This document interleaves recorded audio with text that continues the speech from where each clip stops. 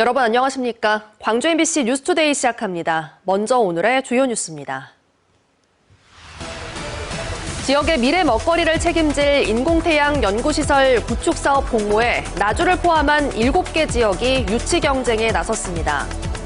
대학 수학능력 시험이 마무리되면서 수험생들은 다가올 정시 모집 전략 마련에 골몰해야 하고 그만큼 교육당국의 발걸음도 바빠졌습니다. 전국 장애예술가들의 작품을 한자리에서 감상할 수 있는 광주 에이블 아트위크가 김대중 컨벤션센터에서 개막했습니다. 기후위기 속에 일본에선 생산자가 스스로 가격을 정하고 소비자와 신뢰로 거래하는 포켓 마르쉐의 온라인 직거래 플랫폼이 빠르게 확산하고 있습니다. 지역의 미래 먹거리를 책임질 인공태양 연구시설 구축 사업 공모가 어제 마감됐습니다. 나주를 포함해 모두 7개 지역이 치열한 유치 경쟁에 나섰는데요. 정부는 이번 달 말쯤 인공태양 연구시설 최종 후보지를 발표할 계획입니다. 보도에 김영창 기자입니다. 1조 2천억 원대의 인공태양 연구시설 유치 공모에 나주를 포함한 모두 7개 지역이 최종 접수한 걸로 알려졌습니다. 본격적인 평가 절차와 함께 치열한 유치 경쟁도 시작됐습니다. 약 보름 동안 과기부는 지역마다 현장 실사와 발표 평가를 진행하는데 다음 주부터는 나주와 군산 등을 차례로 돌며 부지 환경과 전력망, 용수 등을 집중적으로 살펴볼 예정입니다. 에너지 산업의 판도를 바꿀 최종 후보지는 이번 달 말 발표됩니다. 나주시는 인공태양, 즉 핵융합 발전에 필요한 핵심 기술을 개발하는 연구시설을 에너지 국가산단에 짓겠다는 겁니다.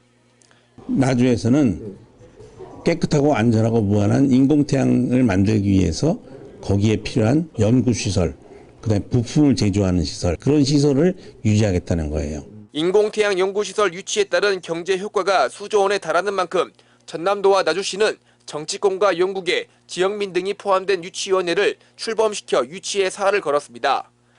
타 지역과 비교했을 때 안전한 지방과 에너지 연구 인프라 등을 강조했습니다.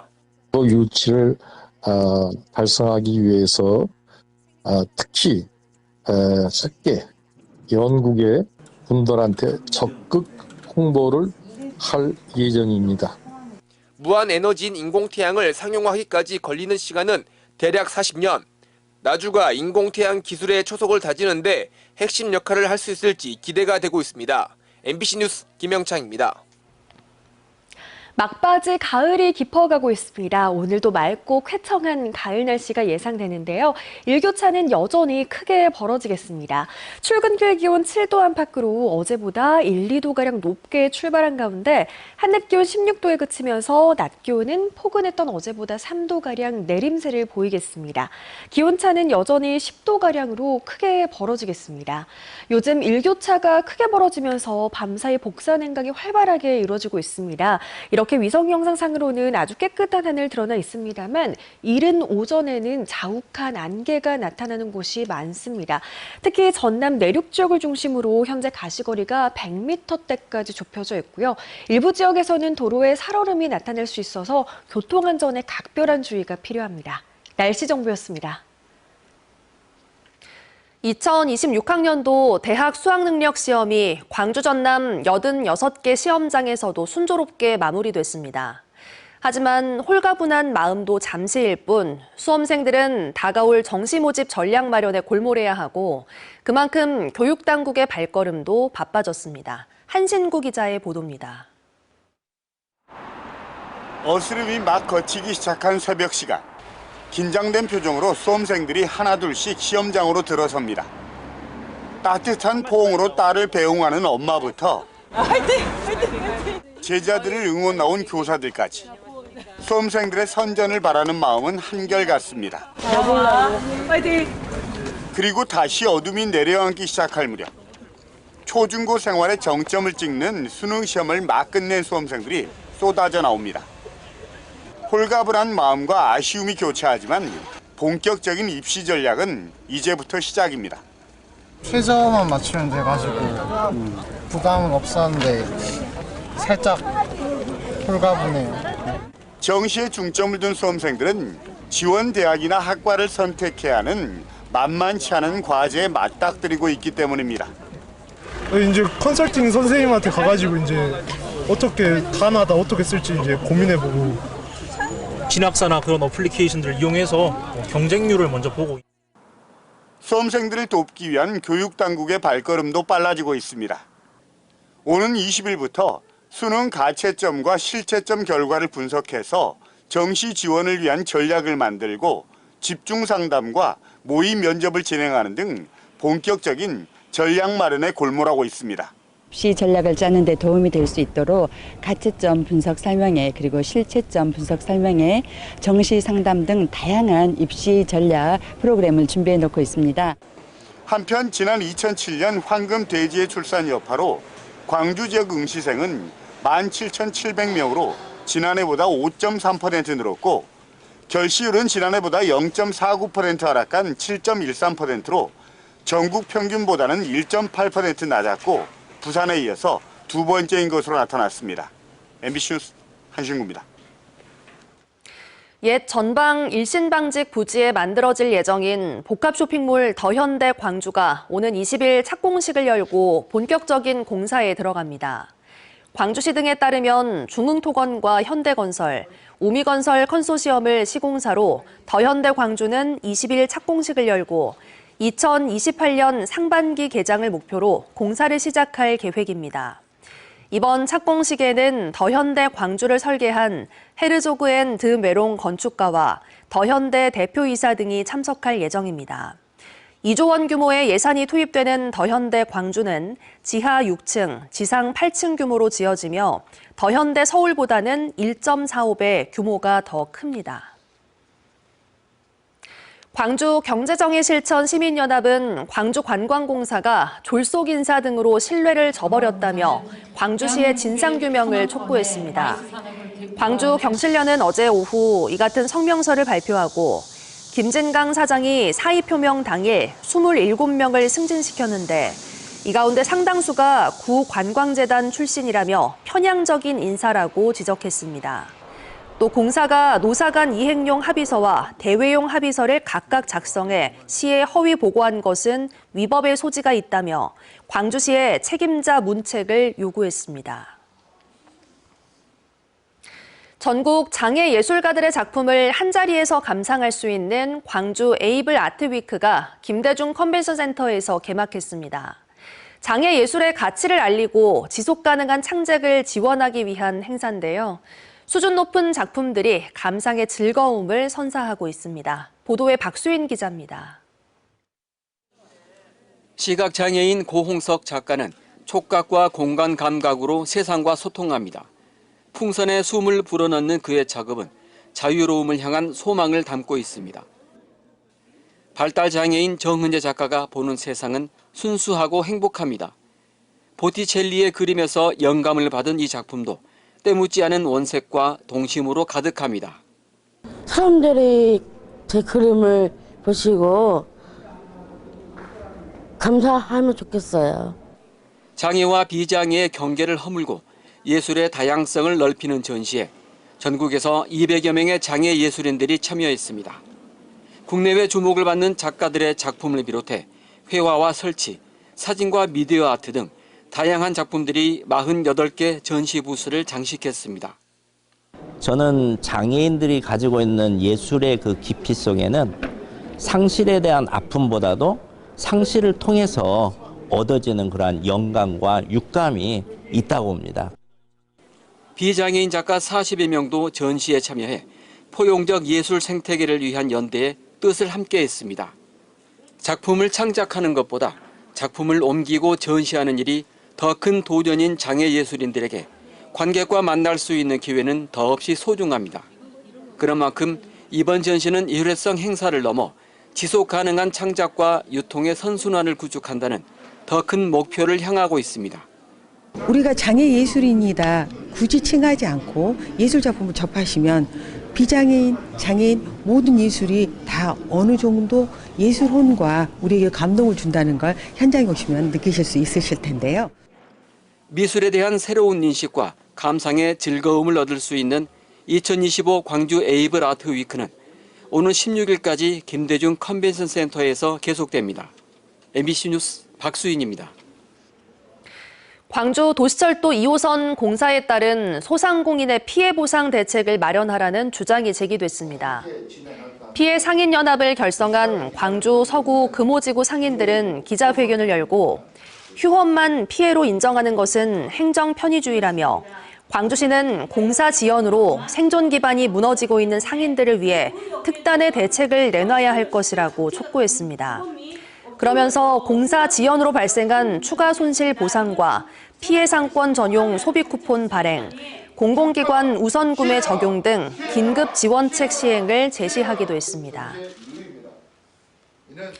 불법 선거운동 혐의를 받는 장서궁 전 전남도 교육감이 항소심에서도 피선거권 박탈형을 선고받았습니다.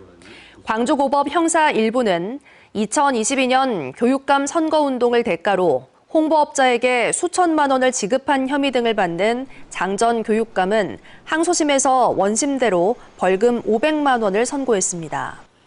장 전 교육감은 선거 전략 수립을 위한 자문비라고 주장했지만 1, 2심 재판부는 모두 해당 홍보업자가 선거운동에 직접적으로 관여한 것으로 판단했습니다.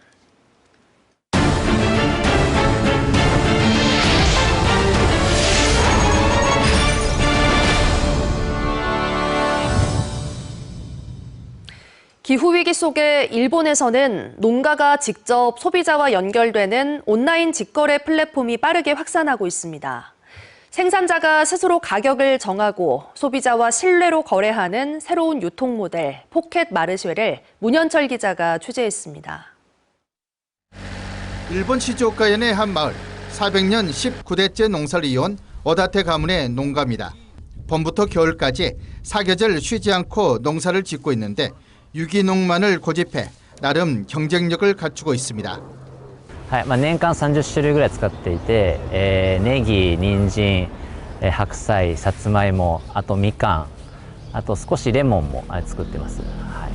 이 농가는 모든 농산물을 직거래 플랫폼인 포켓 마르쉐를 통해 전국 소비자에게 직접 판매합니다. 도매상이나 중간 유통 없이 생산자 이름으로 직거래가 이루어지고 있습니다. 대파 한 뿌리가 3,800원, 단감 10개 한 상자가 3만 원을 넘을 정도로 높은 가격에 거래되고 있습니다. 私一人でやっているので、労力が少なく売ることができるっていうことと、あとはより多くの人に知ってもらえるっていう点ですね。 직거래 플랫폼 포켓 마르쉐는 스마트폰에서 거래할 수 있는 온라인 시장으로 2016년 시작됐습니다. ただいまポケットマルシェの生産者登録が全国に約8700人、ユーザーですと86万人いるような状況になっております。ユーザーは一般的なマーケティングみたいなところで、集めているところであるんですが、生産者においては、代表の高橋がですね、日本全国発周して直接対話を重ねながら、ポケットマルシェというサービスの良さであったりとか、その先に実現したいビジョンみたいなところを語りながらですね、登録を促していて、今の数字に至ったというような背景になっています。 도시 소비자는 중간 유통 없이 신선한 농산물을 직접 주문하고 생산자의 사진과 이력까지 확인하며 신뢰를 쌓습니다. ポケットマルシェで買うということは通常スーパーで買うより、生産してからつまり収穫してから届くまでの時間がすごく短いんですね。なのでその新鮮な商品が買える、新鮮で美味しい食べ物が買えるっていうのはユーザーの大きな魅力だと思います。 이 플랫폼은 생산자가 가격을 결정하고 소비자가 플랫폼 수수료를 모두 부담하는 구조로 농어가 살리기에 가치를 두고 있습니다. 포켓 마르쉐를 시작으로 다양한 직거래 플랫폼이 생겨나면서 일본 농수산물 유통의 새로운 축으로 자리 잡고 있습니다. 생산자 중심의 생산자와의 소통을 강조하는 새로운 직거래 플랫폼이 작지만 강한 일본 농업을 만들고 있습니다. MBC 뉴스 문현철입니다. 금호타이어 광주 공장의 재가동 소식에 광주 지역 경제계가 잇따라 환영의 입장을 밝혔습니다. 광주상공회의소는 지난 5월 화재 발생 이후 6개월 만에 생산을 재개한 것은 노사가 책임감 있는 협력으로 지역의 제조업 안정과 고용 유지에 실질적인 기여를 한 것이라고 밝혔습니다. 광주 경영자 총협회도 구성원의 고용 보장을 전제로 재가동 합의를 이끌어냈다는 점은 우리 사회의 상생과 협력의 중요성을 일깨워주는 계기가 됐다며 환영의 입장을 밝혔습니다. 광주시 교육청이 세입 감소 등의 여파로 올해보다 495억 원 줄어든 내년 예산안을 편성해 광주시 의회에 제출했습니다. 광주시 교육청에 따르면 내년 예산안은 2조 8,752억 원으로 올해보다 495억 원, 1.7% 줄어든 규모로 편성됐습니다. 이번 예산안에는 오는 2030년 이전을 목표로 하고 있는 신청사 건립 설계비 7억 원과 건립기금 적립금 200억 원이 포함됐습니다. 교육청은 인건비 등 경직성 경비가 늘고 가용 재원이 축소된 상황을 감안해 신규 사업을 억제하고 유사 사업을 통합하는 등 강도 높은 지출 구조 조정을 추진했다고 밝혔습니다.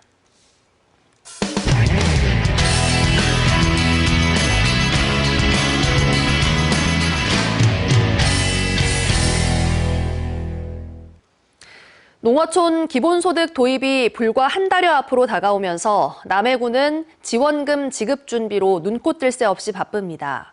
이 와중에 남해군의 인구가 한 달 사이 급증했다고 하는데요. 얼마나 늘었는지 MBC 경남 서윤식 기자가 취재했습니다.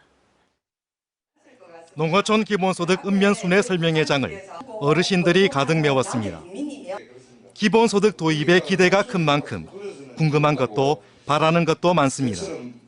지역산업사무국 카드를 농협에서도 사용할 수 있는지 없는지. 재래시장에 가서도 쓸 수 있도록 돈만 이렇게 내주지 말고 쓰고 소비를 할 수 있는 걸 만들어줘야. 공무원들이 읍내 상가를 돌며 지역사랑 상품권 가맹점 가입을 홍보합니다. 매월 15만 원의 농어촌 기본소득 지원금이 선불카드로 지급돼 카드형 가맹점에서만 결제가 가능하기 때문입니다. 농어촌 기본소득 지급하면 차 가맹점 가입 안내를 하러 왔습니다. 전국 단위 최초의 기본소득 실험이 불과 한 달여 앞으로 다가오자 남해군이 제도 도입으로 분주합니다. 행정에서 지원하는 절차에 대해서 상세하게 안내를 해드리고 국민들의 기본사회 그리고 기본소득에 대한 이해도를 최대한 높이려고. 이처럼 사업 공모에서 최종 선정까지 숨가빴던 지난달 남해군에 놀라운 일이 벌어졌습니다. 전입 인구가 596명으로 한 달 새 2배 이상 급증하면서 인구가 328명이나 늘어난 겁니다. 매월 60명 정도 인구가 줄던 남해군에서 인구가 이례적으로 급증한 건 지난 2007년 이후 18년 만입니다. 남해군은 기본소득에 대한 기대 심리가 반영된 것으로 분석했는데 전입 인구는 어디서 왔는지 행안부 인구 통계를 살펴봤습니다. 부산 130명, 진주 68명, 사천 56명, 창원 40명으로 전입자의 절반이 인접 도시에서 유입됐습니다. 인접 도시로 출퇴근하시는 직장인들이 실거주지와 주민등록지를 일치시킨 효과로 가늠할 수가 있겠습니다. 그 이유는 전입 사유 중에 가장 큰 비중이 가족이고 그 다음이 직업으로 분석되기 때문입니다. 단 한 달간의 이례적 통계만으로는 풍선 효과를 예단하기 힘들지만 시사점은 분명합니다. 단순한 부정수급 차단 대책을 넘어 기본소득과 연계한 주거와 의료, 교육을 아우르는 정주 정책이 시범사업 2년간 남해군의 과제로 남겨졌습니다. MBC 뉴스 손식입니다. 올해 극심한 가뭄을 겪은 강릉시가 연곡천 지하댐 조성과 연곡 정수장 정비에 속도를 내고 있습니다. 원수량을 늘리고 정수 처리량도 늘린다는 건데요. MBC 강원 영동 배연환 기자가 보도합니다. 올 여름부터 시작된 강릉의 가뭄은 극단적 단수 상황까지 이어졌고 시민들은 심한 불편을 겪었습니다. 생활용수를 공급하는 오봉저수지 저수율이 11%대까지 떨어지며 운반급수 직전까지 갔다. 충분한 비가 내리면서 최악은 피했습니다. 강릉시가 이러한 물 부족을 해결하기 위해 먼저 연곡천에 지하댐을 만들어 원수 추가 확보에 나섭니다. 지하수의 흐름을 일정 시간 막아가지고 수량을 늘려서 겨울이나 가뭄 시에도 연중 안정적으로 안전적인 수량을 확보할 수 있는 그런 친환경적인 시설이 되겠고요. 국비를 포함해 290억 원이 투입되며 지하에 차수벽을 만들고 취수정을 통해 지하수를 뽑아 올려 정수장으로 보내게 되는데 다음 달 착공해 2027년 완공이 목표입니다. 연곡 지하댐이 완성되면 강릉 시민 하루 사용량의 20%에 해당하는 원수 18,000톤이 추가로 확보됩니다. 이와 함께 노후화된 연곡 정수장을 재건축하는 현대화 사업이 추진됩니다. 동시에 정수 용량을 늘리는 증설 사업도 함께 진행될 계획입니다. 현대화 사업과 증설 사업에는 각각 500억 원의 사업비가 투입되며 2029년 완공되면 정수 용량은 현재 15,000톤에서 3만 톤으로 확대됩니다. 연곡 정수장 정비 사업은 노후된 연곡 정수장을 재건축하는 현대화 사업과 1단계 15,200톤을 증설하는 증설 사업이 동시에 추진되는 사업입니다.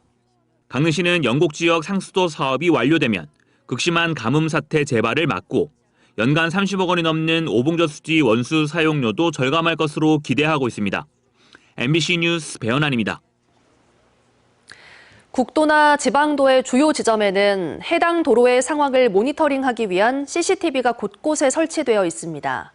그런데 국도와는 달리 지방도는 실시간 관제 시스템이 갖춰져 있지 않아 관리 사각지대에 머물러 있습니다. 전주문화방송 김아연 기자가 취재했습니다. 지난 2023년 30명의 사상자를 낸 청주 오송 지하차도 참사. 지방도에 속하는 사고 현장을 비추는 유일한 CCTV는 충청북도가 관리하고 있었습니다. 그런데 당시 공무원들은 지하차도 CCTV를 들여다보지도 미호천교의 수위를 확인하지도 않았던 사실이 검찰 수사 결과 드러났습니다. 참사 당일 재난안전 시일이 미호교 공사 현장의 위험에 대해 처음 인지한 시점 언제입니까? 부차한 변명일 수도 있지만 지금 수사가 진행 중인 사항이고. 전북 지역 지방도에 설치된 도로관리용 CCTV는 모두 115대. 주로 터널이나 급경사지 또는 눈이 많이 내리는 지역에 설치돼 있습니다. 그런데 설치만 했을 뿐 24시간 모니터링 시스템은 운영되지 않고 있습니다. 국도나 시군도로가 관제센터를 두고 실시간 감시 시스템을 운영하는 것과 달리 지방도는 전담 직원도 관제 시스템도 없어 사실상 상황이 벌어진 이후에 확인하는 용도로 활용되고 있는 겁니다. 우리 직원이 현장에 출동했을 때 그리고 퇴근했을 때에는 누가 모니터링하고 관리 감독하죠? 현재 시스템으로는 퇴근하게 되면은 모니터링이 지금 전혀 이루어질 수. 결국 모니터에 갑작스런 재난이나 사고가 발생할 조짐이 나타나더라도 전담해서 지켜보는 사람이 없다 보니 사전에 위험을 알리는 용도로 활용하기엔 어려운 상황입니다. 어떤 사고가 발생을 하면 우리 도에서는 그저 나중에 사후에 확인하는 즉각 대응할 수 없는 그런 상황에 처해 있습니다. 이에 대해 전북자치도는 현재 14개 시군에 구축된 CCTV 통합 관제 시스템과 연계하는 방안 등 실시간 감시 체계를 검토하겠다고 밝혔습니다. MBC 뉴스 김아연입니다. 국립아시아문화전당은 대입 수능 시험을 마친 수험생들을 대상으로 전당의 전시를 관람하면 선물을 주는 이벤트를 오는 16일까지 진행합니다. 참여 방법은 ACC에서 전시를 관람하고 잔망 루피 캐릭터 포토존에서 사진을 찍어 개인 인스타그램에 올린 뒤 포토존에 마련된 이벤트 부스에서 참여를 인증하면 됩니다. 참여한 수험생은 뽑기를 통해 ACC 공연 세메테이 티켓이나 커피 쿠폰 등을 받을 수 있고 ACC 공식 인스타그램을 팔로우하면 기념품을 추가로 받을 수 있습니다. 막바지 가을이 깊어가고 있습니다. 오늘도 맑고 쾌청한 가을 날씨가 예상되는데요. 일교차는 크게 벌어지겠습니다. 출근길 기온 7도 안팎으로 어제보다 1, 2도가량 높게 시작했고요. 한낮 기온은 16도에 그치면서 낮 최고 기온은 아주 포근했던 어제보다는 3도가량 내림세를 보이겠습니다.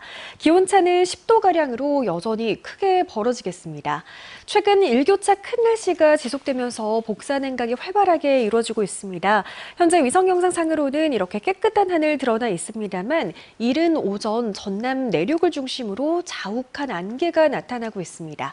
안개 상황이 점차 나아지고는 있습니다만 화순의 경우에는 아직까지도 가시거리가 100m 안팎까지 좁혀져 있습니다. 일부 기온이 더 낮은 지역에서는 도로에 살얼음이 나타날 가능성도 있어서요. 교통안전에 각별한 주의가 필요하겠습니다.